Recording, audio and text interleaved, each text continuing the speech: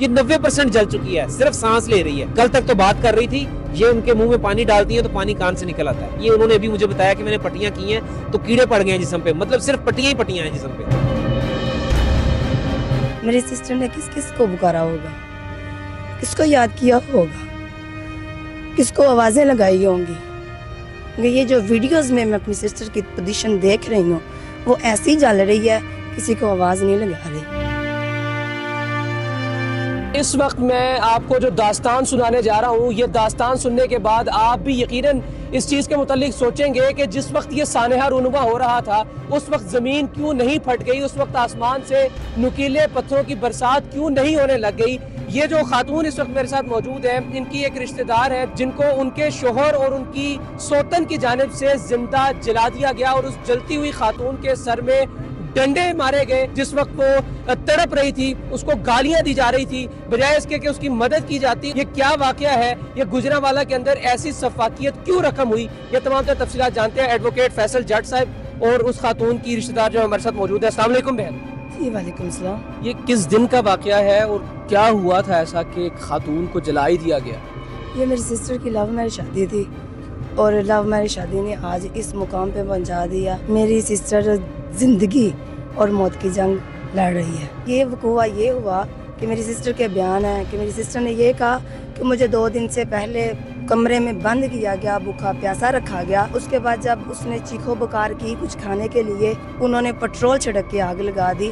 और पेट्रोल छिड़क के जिसने आग लगाई वो कौन था? मेरी सिस्टर का हस्बैंड था, मेरी सिस्टर की सास थी, मेरी सिस्टर की सौकन थी, मेरी सिस्टर के जो हस्बैंड है उसके कुछ दोस्त थे, सब ने मिलकर। ये शादी कितना अरसा पहले हुई थी जो ये लव मैरिज आप बता रही हैं अपनी बहन की? 8-9 माह हो चुके हैं। इसका हस्बैंड जो कहता था कि मैं पहले बीवी के साथ बीवियों वाले मतलब के ताल्लुकात नहीं रखना चाहता, मैं जो कुछ है तुम हो मेरी, ठीक है। तो ये कैसे अचानक सब ने मिलकर ऐसा किया? तो फिर किसने बचाया उनको उस मामले पे? वो हमने तो एक वीडियो भी देखी है ट्विटर पे, बहुत ज्यादा वायरल हो रही है। उस टाइम मेरी सिस्टर को बचाया गया मेरी सिस्टर की नंद की बेटियों ने। मैं इस चीज़ से परेशान हूँ कि जब मेरी सिस्टर को पेट्रोल जिंदा को जलाया जा रहा था, मेरी सिस्टर ने किस किस को पुकारा होगा, किसको याद किया होगा, किसको आवाज़ें लगाई होंगी। ये जो वीडियोस में मैं अपनी सिस्टर की पोजीशन देख रही हूँ वो ऐसी जल रही है, किसी को आवाज़ नहीं लगा रही।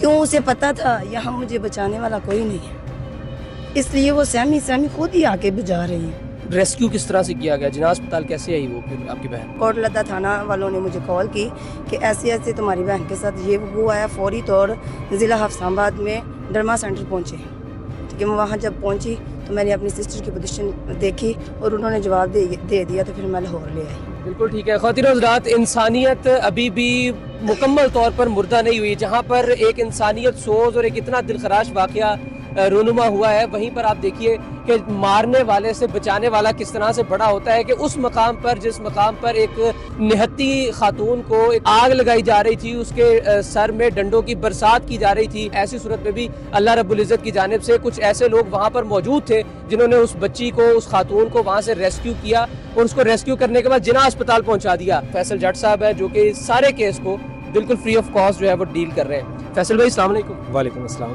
कैसे इत्तला आई और क्यों आपने फैसला किया कि इस केस में आए? सबसे पहले तो मुझे इतला की गई, एक वो हैं सोशल मीडिया के, उन्होंने मुझे वीडियो सेंड की तो फिर मेरे पाँव के नीचे से ज़मीन निकल गई कि एक नहत्ती औरत को आग लगा दी गई, आग लगी हुई है और लोग उसके इर्द गिर्द जमा है और वो आवाज़ें लगा रहे हैं, हुन तनु मज़ा आएगा, मज़ा चखावांगे, वो गंदी गालियाँ निकाल रहे हैं। मतलब एक औरत को जला दिया, इससे आगे और क्या तकलीफ है कि उसके सर पे डंडे और फिर उसको गालियाँ। फिर जब वो मुझे बताया गया, फिर मैं इधर हॉस्पिटल फौरी पहुंचा, फिर मेरी इनसे रब्ता हुआ।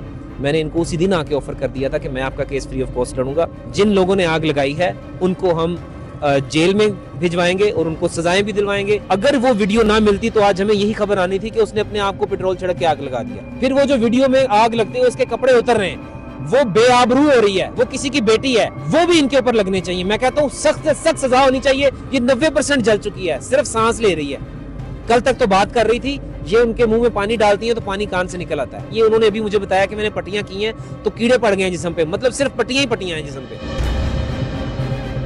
इस वाक़े को बेशुमार सहाफ़ियों ने भी ट्विटर पर और दीगर सोशल मीडिया प्लेटफॉर्म्स पर भी रिपोर्ट किया है।